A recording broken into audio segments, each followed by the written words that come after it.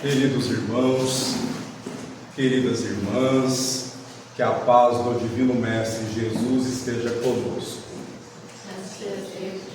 Graças a Deus, nós temos a oportunidade bendita de nos reunirmos nesta casa dos servos de Jesus e Maria, para que continuemos com os nossos estudos do Evangelho de Jesus à luz da doutrina espírita. E o tema para as nossas reflexões nesta oportunidade é perante Jesus. Nós sabemos que a evolução espiritual, ela é gradual e lenta na nossa perspectiva. Ainda somos aqueles que podemos nos considerar crianças espirituais. Ainda temos muito o que desenvolver em nós enquanto espíritos imortais. E sabemos também que as leis de Deus estão inscritas em nossas consciências. Quando fazemos algo e que aquilo nos incomoda, com certeza nós agimos contrários ao fundamento maior dessas leis, que é o amor. O Divino Mestre Jesus representa para nós a boa nova, o Evangelho. O Evangelho de Jesus está personificado nele próprio. E nós que aprendemos com ele qual deve ser o caminho a ser trilhado, sabemos que devemos trabalhar pela construção do seu reino divino que começa em nós. Com Jesus nós temos o modelo e guia da humanidade, a referência. Então, todas as vezes que nós sentimos, pensamos, falamos e agimos de maneira contrária aos seus postulados, então nós sofremos as consequências. E quais são essas?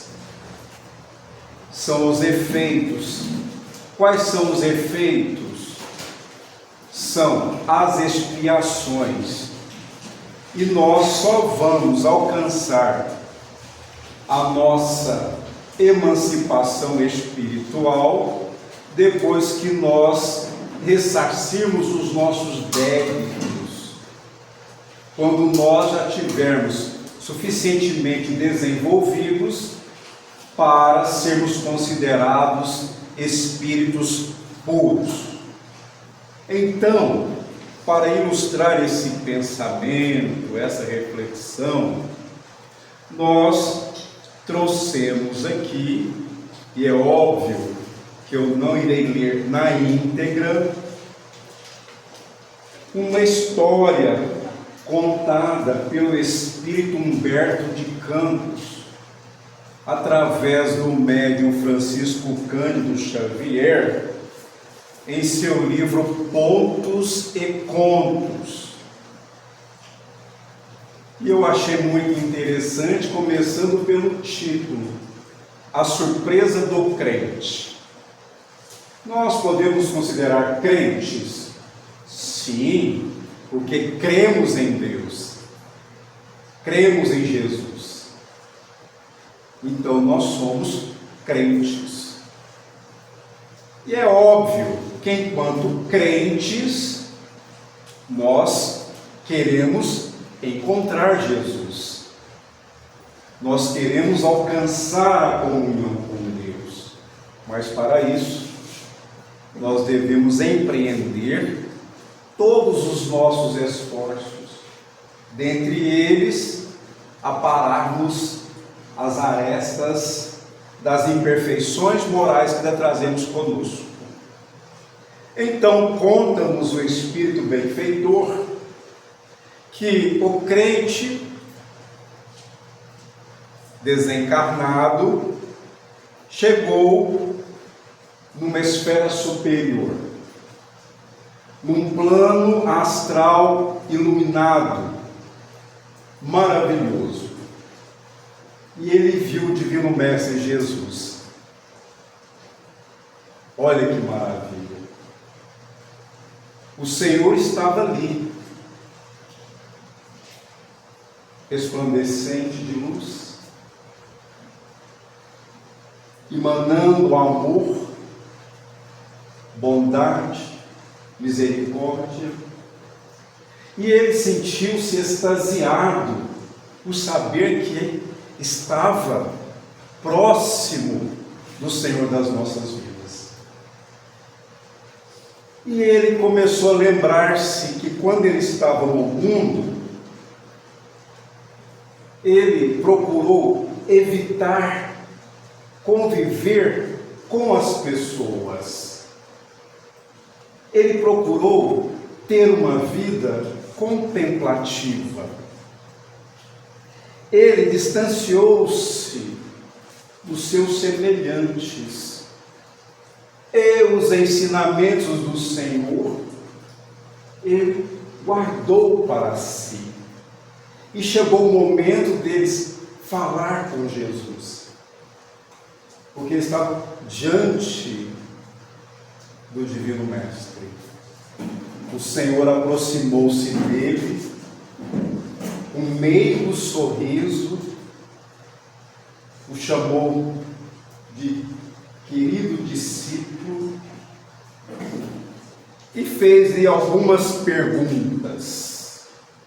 E são essas perguntas que eu quero compartilhar com vocês, para que nós nos coloquemos na posição de um crente. Mas vejamos, que tipo de crente? O Divino Mestre sorriu e perguntou: dize-me, discípulo querido, onde puseste os ensinamentos que te dei? O crente levou a destra ao tórax, opresso de alegria, porque ele estava feliz diante do Senhor, e respondeu: no coração. Onde guardaste, tornou o amigo sublime, minhas continuadas bênçãos de paz e misericórdia? No coração, retrucou o interpelado. E as luzes que acendiam em torno de teus passos? Ele respondeu: tenho-as no coração. Repetiu, jubiloso, feliz. O mestre silenciou por instante e indagou novamente: e os dons que te ministrei? Ele respondeu: permanecem comigo no recôndito da alma. Silenciou Cristo e, depois de longo intervalo, inquiriu ainda: ouve, onde arquivaste a fé, as dádivas, as oportunidades de santificação, as esperanças e os bens infinitos que te foram entregues em meu nome? Reafirmou o discípulo reverente e humilde: depositei-os no coração, Senhor. A essa altura, interrompeu-se o diálogo comovente. Jesus calou-se num véu de melancolia sublime. O devoto perdeu a expressão de beatitude inicial e, reparando que o mestre se mantinha em silêncio, indagou: benfeitor divino, poderei doravante abrigar-me na paz inalterável de tua graça, já que fiz o depósito sagrado de tuas bênçãos em meu coração Gozarei o descanso eterno em teu jardim de infinito amor? O mestre meneou tristemente a cabeça e redarguiu: ainda não. O trabalho é a única ferramenta que pode construir o palácio do repouso legítimo. Por enquanto, serias aqui um poço admirável e valioso pelo conteúdo, mas incomunicável e inútil. Volta, pois, à terra, convive com os bons e os maus, justos e injustos, ignorantes e sábios, ricos e pobres, distribuindo os bens que represaste. Regressa, meu amigo, regressa ao mundo de onde vieste e passa todos os tesouros que guardaste no santuário do coração para a oficina de tuas mãos. Nesse momento, o devoto em lágrimas notou que o Senhor se lhe subtraía ao olhar angustiado. Antes, porém, observou que o Cristo, embora estivesse totalmente nimbado de intensa luz, trazia nas mãos formosas e compassivas os profundos sinais dos cravos da cruz. Eu achei emocionante esse relato e até fascinante, porque o Divino Mestre Jesus, Ele distribuiu para todos nós essas bênçãos divinas. Mas se nós guardarmos esses ensinamentos sem trabalharmos no bem, como é que nós teremos méritos espirituais para vivermos numa esfera superior? Porque se nós guardamos esses ensinamentos e formos arrebatados para essas esferas sem a prática ou sem a caridade, que é o amor em ação, nós seremos aqueles que inúteis estaremos num ambiente ao qual não nos pertence, ao qual nós não temos direito de usufruir das suas benesses. Não basta sabermos o Evangelho, não basta decorarmos os versículos, as parábolas, os exemplos do Senhor Jesus. Não basta. Nós precisamos buscar vivenciar esses ensinamentos. E vivenciar é o esforço para praticar-os primeiro no nosso processo de reforma interior, e esse não ocorre sem que nós nos entreguemos ao trabalho no bem. Há quem diz assim: eu preciso melhorar para poder servir. Não, você melhora servindo. Comece servindo e você vai melhorar. Eu não sou digno disso, eu não sou digno daquilo. O que? Deus confia em nós. E cada um, no espaço que ocupa, pode fazer o bem, pode fazer a diferença. Então, meus irmãos e minhas irmãs, agora nós iremos responder aquela pergunta: que tipo de crente podemos considerar? aquele que represa, que guarda os ensinamentos do Senhor, para repeti-los decorados e às vezes até com vaidade? Ou somos aqueles que no silêncio buscamos o nosso reajustamento espiritual, o nosso aprimoramento interior e trabalhamos no bem? Que tipo de crentes? Cada um responda para si. Vamos fazer um teste. O nosso nível de paciência. Respondemos a mesma pergunta 10 vezes sem alterarmos o humor. Não é verdade? Bom, eu conheço alguém que da segunda vez que você faz a mesma pergunta, ela responde já gritando: você é surdo! Quase. Não ouvi bem. Olha só que falta de paciência na segunda vez. E como é que eu vou saber o meu nível de amor nas minhas relações interpessoais, na minha interação com os meus semelhantes, na forma como eu reajo, como eu verbalizo, como eu atuo nesse meio que me encontro?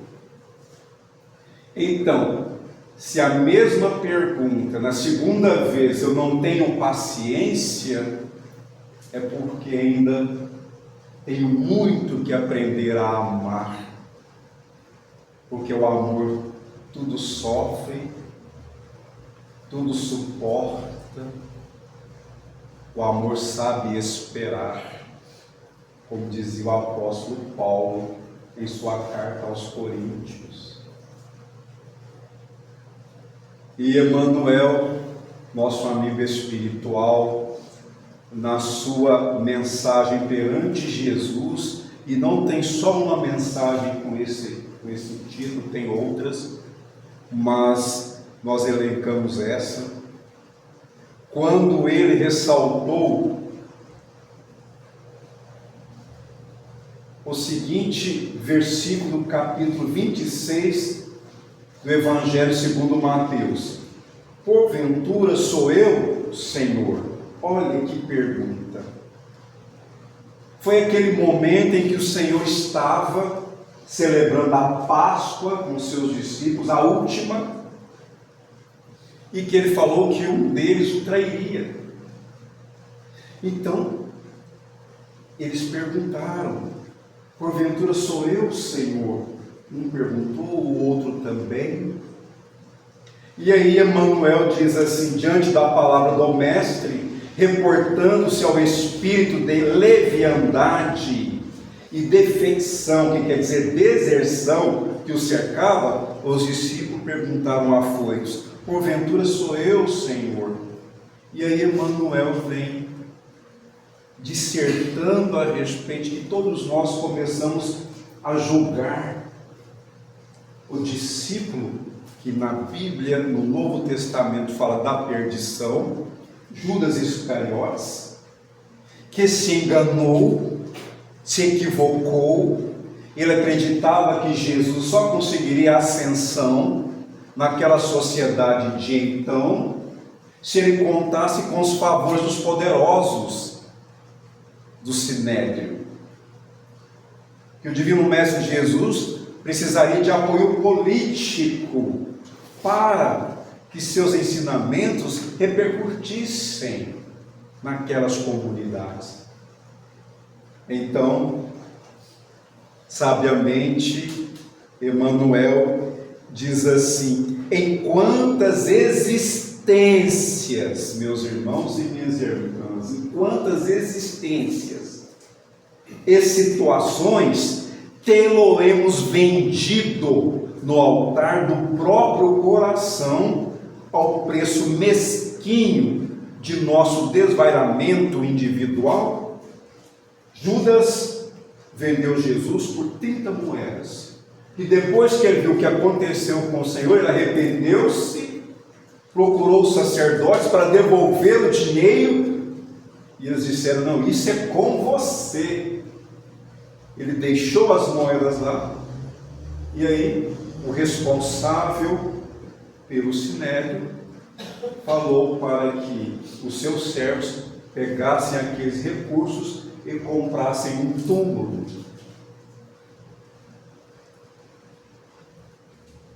Nós que, através do Evangelho de Jesus, estamos convivendo com Ele, porque engana-se quem assevera, quem afirma que Jesus vai voltar. Engana-se. Como Ele vai voltar se Ele nunca foi? Se Ele nunca saiu? Se Ele nunca nos deixou? Se Ele nunca se distanciou de nós? Como Ele vai voltar? Ele está presente. O pai amoroso, a mãe amorosa, eles abandonam os filhos? Não. Tanto que o próprio Divino Mestre Jesus disse certa feita: não existe amor maior do que aquele que dá a vida pelos seus amigos. Então, Ele não vai voltar porque Ele nunca foi. Ele estará sempre conosco até o final dos tempos. Que tempos? O tempos de ainda espíritos imperfeitos, sujeitos às provações e às expiações. E aí Emmanuel diz assim, sobre o desvairamento individual, nos prélios da vaidade e do orgulho. Prélios, combate, conflito. Vaidade e orgulho. O orgulho é aquela admiração que temos por nós mesmos, nos colocando melhores e superiores aos outros. Olha que interessante. E a vaidade é aquilo que nós queremos que os outros pensem de nós. Sentimos o nosso ego inflado. Amamos o elogio, o quanto ele é perigoso. Porque se nós aceitarmos essas palavras que não somos merecedores, nós alimentamos este sentimento negativo da vaidade, que deve ser combatido por nós através da humildade. Nas exigências do prazer egoísta, então, quando nós só buscamos a satisfação dos nossos desejos em detrimento dos interesses dos nossos semelhantes, em prejuízo daquilo que eles buscam, sendo indiferentes aos outros, nós estamos agindo como aquele ou aqueles que estão vendendo o Senhor. Na tirania da opinião, quando nós falamos algo e alguém ou as pessoas nos contrariam, objetando, criando objeções, argumentos contrários, e nós nos sentimos irados, irritados, revoltados, porque queremos que a nossa opinião prevaleça, nós estamos sendo tiranos. Não, eu não aceito, eu estou certo e vocês estão errados. Recolham-se em suas insignificâncias no quadro social. Olha só. Na crueldade confessa, existem aqueles que dizem assim: eu não quero a guerra, mas provocam os conflitos e ceifam vidas inocentes. Eu não queria a guerra, mas provoca o sofrimento das nações. na caça da fortuna material, porque para esses que assim se entregam, sem se preocuparem com as questões anímicas, com o melhoramento da alma, estes estão vivendo para aquilo que é efêmero. Para onde levarão a fortuna? Para onde levarão as suas riquezas? Elas ficarão. E é muito interessante alguém falar assim: aquele homem ou aquela mulher, aqueles bilionários, deixaram suas heranças para seus familiares, para os amigos, para as instituições. Mas se eles não deixassem, eles poderiam levar? Claro que não. Então devemos pensar que nós estamos aqui temporariamente, e o que levaremos conosco na outra vida. E aí Emmanuel, ele continua elencando, enfatizando aqui as diversas maneiras em que nós também agimos como o discípulo que caiu moralmente. E aí ele finaliza a sua lição dizendo assim: na edificação íntima do reino de Deus, meditemos nossos erros, conscientes ou não, definindo nossas responsabilidades e débitos para com a vida, para com a natureza e para com os semelhantes, em todos os assuntos que se refiram à deserção perante o Cristo, teremos bastante força para desculpar as faltas do próximo, perguntando com sinceridade no âmago do coração. Olha a pergunta: porventura existirá alguém mais ingrato para contigo do que eu, Senhor?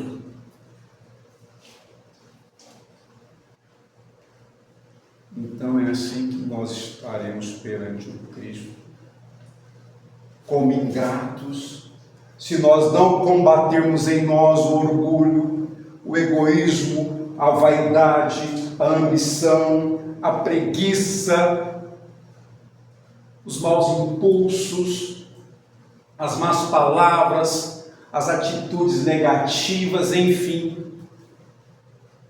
vivendo irresponsavelmente, levianamente, relapsos, esquecidos dos nossos deveres, oprimindo os nossos semelhantes, mentindo, sendo desonestos, trapaceando, enganando. Então, meus irmãos e minhas irmãs, tudo que Jesus ensinou é para que nós busquemos essa realização em nossos espíritos imortais. Ele não ensinou nada em vão, absolutamente nada. Então, que façamos o nosso melhor. Estudemos o Evangelho, meditemos os ensinamentos de Jesus e não vamos fraquejar nesse conflito interior, onde o nosso maior inimigo está dentro de nós mesmos, que é o homem velho, homem no sentido ser humano, as nossas más tendências, os nossos vícios morais, enfim, que não sejamos acomodados. E na caridade, no trabalho do bem, nós temos os recursos necessários para que possamos transformar intimamente e um dia asseverarmos como o apóstolo Paulo: já não sou eu quem vive, mas é o Cristo que vive em mim. Que o Senhor nos abençoe a todos e gratidão.